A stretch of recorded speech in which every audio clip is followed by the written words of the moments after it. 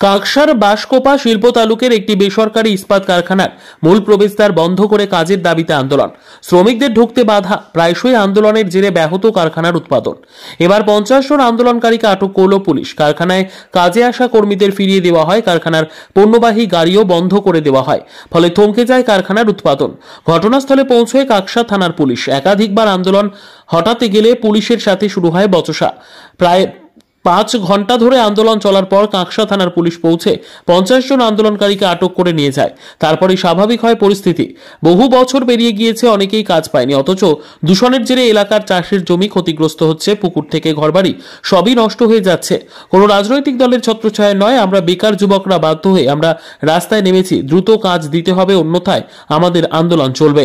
আমরাও কারখানার কর্মী বটি, কাজ করি আমরাও, কিন্তু আমাদেরও তো ক্ষতি হচ্ছে। কিন্তু কেন হচ্ছে? আমাদের গ্রামের যে অনেক ছেলেরা বসে আছে, অনেক ছেলে কাজ পায় নাই, কারো স্বামী মরে গেছে, তার বাড়ির ছেলে উপযুক্ত আছে, সেও পাচ্ছে না।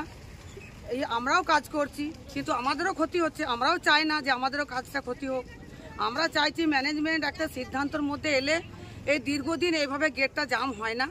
আমরা চাই ম্যানেজমেন্ট একটা সিদ্ধান্ত নিয়ে বাচ্চাদের যাদের কাজ করার মতন যারা আছে তাদেরকে কাজ দিক, বা যাদের মা বাবা বাবা মরে গেছে, যাদের ছেলেরা উপযুক্ত আছে তাদেরকেও যদি দেয়, তাহলে তো এটা হয় না। ম্যানেজমেন্ট একটা সিদ্ধান্ততে কোনো দিনের জন্য আসছে না। এই আশা না কারণের জন্য এই গেটটা এইভাবে বন্ধ হচ্ছে। আপনার নাম? আমার নাম অঞ্জলি বাউরি। এই ধরনের প্রতিবাদ, কারণ ম্যানেজমেন্ট আমাদেরকে বারবার মিথ্যা প্রতিশ্রুতি দিয়েছে, তার মিথ্যা প্রতিশ্রুতিতে আমরা খুশি নই। আমরা চাই আমাদের কাজ যাতে হয়। আমরা বিগত 3 বছর ধরে কাজ করছি, কেউ সিভিলে, কেউ মেকানিক্যালে, কেউ ইলেকট্রিক্যালে কাজ করেছে, কিন্তু কাজ করার পর যখনই প্রজেক্টটা চালু হয়েছে তখন আমাদেরকে বের করে দেওয়া হয়। তাই আজকে আমাদের এই আন্দোলনে আমরা সামিল হয়েছি। আপনার নাম? আমার নাম রণজিৎ ঘোষ। হ্যাঁ, বাঁশকোপা গ্রামের বাসিন্দা রণজিৎ ঘোষ। জয়বালাজি কারখানাতে আজকের যে ঘটনা ঘটেছে, যখনকার অবরোধ হয়েছে এবং পুলিশ তার বিরুদ্ধে প্রশাসন ব্যবস্থা নিয়েছে, আমরা প্রথম থেকে কারখানার যে কোনো ধরনের মুভমেন্টের এগেনস্টে। এই কারণে, কারণ উৎপাদন বন্ধ করা যাবে না, কারণ মানুষের হাতে কাজ চাই, কাজ থাকলে ইট শিল্প চাই। সেই জায়গাতে আমরা কিন্তু পাশাপাশি আবার দূষণও কিন্তু যাতে অত্যন্ত কম হয়, শূন্য হয়তো হবে না, কিন্তু দূষণ যেন কম হয় সেই জায়গাটাও দেখতে হবে। কারণ মানুষের জন্য কারখানা, কারখানার জন্য মানুষ নয়। তো এই বিষয়টা আমাদের নলেজে এসেছে, আমরা এর আগেও কয়েকবার কথা বলেছি। তো আমরা চাইবো যে যারা মুভমেন্ট করছে তাদের রাজনৈতিকভাবে যেরকমভাবে তাদের সঙ্গে কথা বলা, সেভাবে কথা বলা হবে।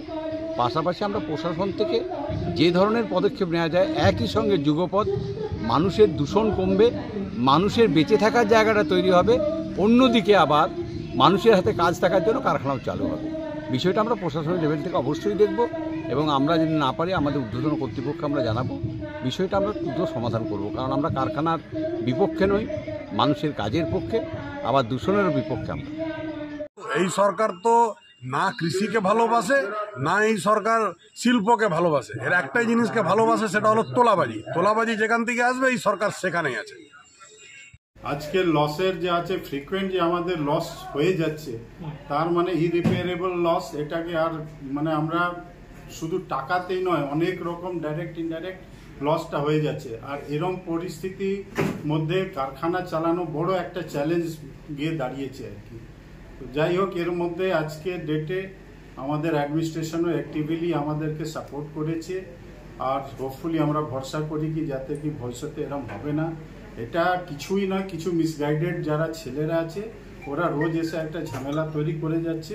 তার জন্য প্রশাসনও সংজ্ঞান নিয়েছে, আর হোপফুলি আগেরটা বেটারই হবে আর কি, আশা করি। ওদের দাবি যে আপনারা ম্যানেজমেন্টরা কথায় শুনছেন না, শুধু ডেটের উপর ডেট দিয়ে যাচ্ছেন, কি বলবেন? ব্যাপারটা এটা নয়, ম্যানেজমেন্টের অনেক কিছু সমস্যা আছে, সেটা আমরা অ্যাডমিনিস্ট্রেশনকেও জানিয়েছি, আমাদের লেবার ডিপার্টমেন্টকেও জানিয়েছি। আর লেবার ডিপার্টমেন্ট এই জিনিসটাকে সিরিয়াসলি নিয়ে আগামী 10 তারিখে একটা মিটিংও কল করেছে।